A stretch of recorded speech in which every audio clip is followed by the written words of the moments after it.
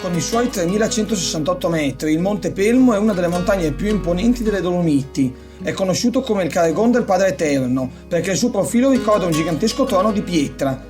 Per molti anni questa cima fu considerata impossibile da salire, poi nel 1857 l'alpinista irlandese John Ball trovò il passaggio che gli permise di compiere la prima ascensione, un'impresa straordinaria per l'epoca. Ancora oggi la via normale percorre la spettacolare cengia di Ball. Nell'anfiteatro sotto la vetta si trova il bivacco Bonafede Giustina, un ricovero dedicato da Alberto Bonafede e Aldo Giustina, da utilizzare esclusivamente in caso di emergenza. Noi abbiamo scelto di trascorrere la notte direttamente in vetta, guardare il sole tramontare sulle Dolomiti, dormire a 3168 metri e svegliarci con le prime luci dell'alba è stata un'esperienza indescrivibile. In quei momenti capisci che il Pelmo non è solo una montagna da conquistare, ma un luogo capace di regalare emozioni che restano per sempre. Sono Marco Pocaterra e da 7 anni percorro gli itinerari più affascinanti dell'arco alpino italiano. Seguimi per nuove avventure.